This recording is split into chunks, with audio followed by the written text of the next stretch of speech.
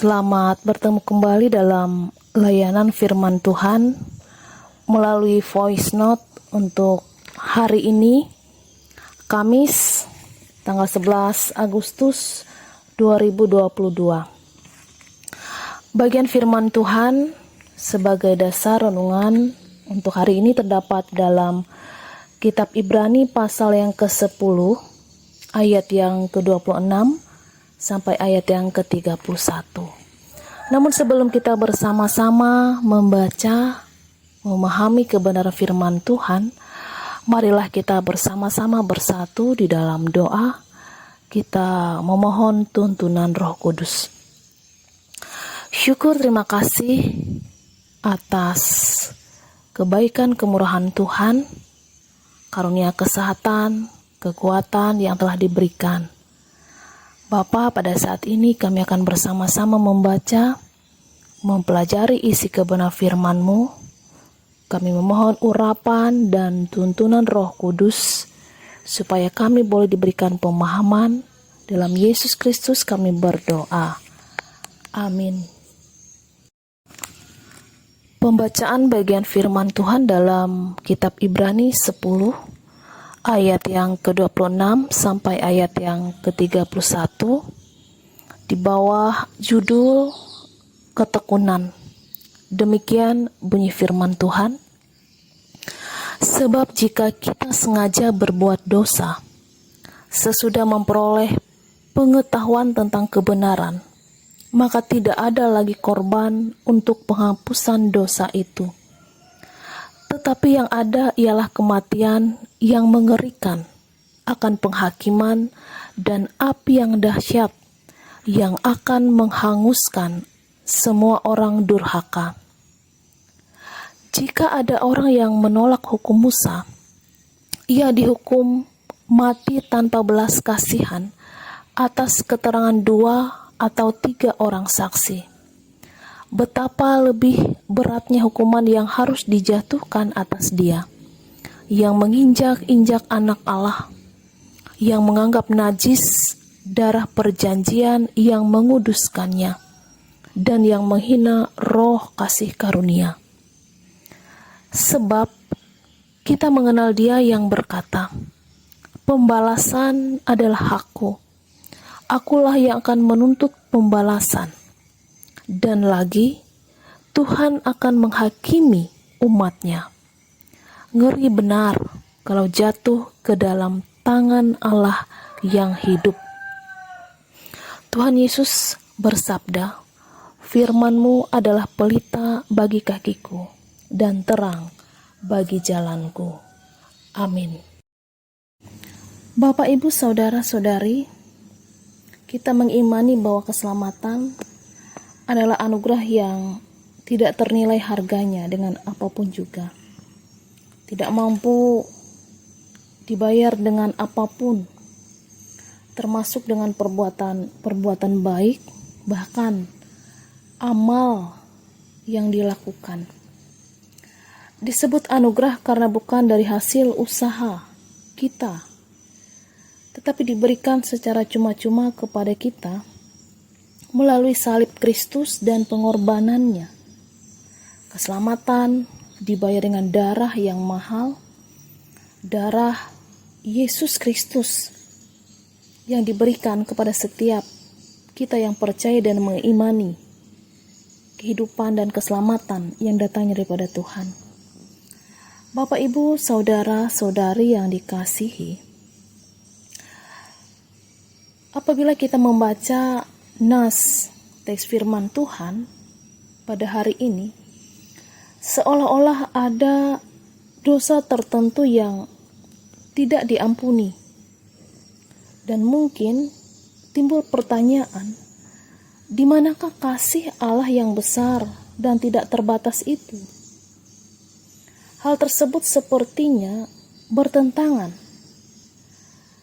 Untuk itu marilah kita sejenak menyelidiki, mempelajari konteks perikop ini. Bapak, Ibu, Saudara-saudari, penerima surat Ibrani ini adalah berlatar belakang orang-orang Yahudi yang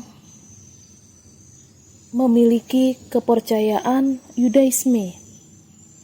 Mereka sangat lekat dengan kehidupan budaya dan hukum Taurat yang sangat kuat. Namun ketika mereka mengenal Yesus dan menerima sebagai Tuhan dan Juru Selamatnya, mereka mengalami penebusan oleh pengorbanan Yesus, yaitu penebusan yang sempurna, yang hanya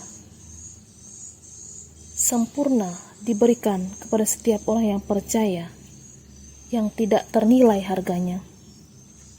Tidak ada pengorbanan lain yang dapat menggantikan nilai dari pengorbanan Yesus ini. Maka pengorbanan Yesus adalah yang terakhir sebagai puncak dari pengorbanan-pengorbanan yang dilaksanakan sebagaimana di dalam perjanjian lama. Bapak, Ibu, saudara-saudara yang terkasih, apa yang bisa kita pelajari di bagian firman Tuhan bagi kita pada saat ini? Penulis dari nas ini menegaskan yang pertama, di dalam Yesus ada penebusan. Pengampunan dosa hanya berlaku bagi mereka yang mau percaya dan mau menerima Yesus sebagai Tuhan dan Juru Selamatnya. Di luar Yesus tidak ada pengampunan dosa. Mereka yang tidak percaya Yesus akan beroleh kematian yang mengerikan, berkenaan dengan penghakiman api neraka. Penulis Ibrani memperingatkan bahwa ketika kita berbuat dosa secara sengaja, maka tidak ada lagi korban untuk penghapusan dosa. Bagi orang yang sengaja berbuat dosa, berlaku penghakiman dan penghukuman Allah. Orang yang menolak anugerah Allah, tidak ada lagi keselamatan bagi dirinya. Kemudian yang kedua, firman Tuhan ini memberitahukan kepada kita bahwa Allah telah mengampuni segala dosa kita dan mengaruniakan keselamatan secara cuma-cuma bagi setiap orang yang datang dengan tulus kepadanya dan tidak menolak kasih karunia. Oleh karena itu, Bapak, Ibu, saudara-saudari, kita diingatkan untuk menjauhi kehidupan kita dari perbuatan-perbuatan dosa. Kita diingatkan untuk jangan berbuat dosa lagi, karena kita harus menjaga diri kita.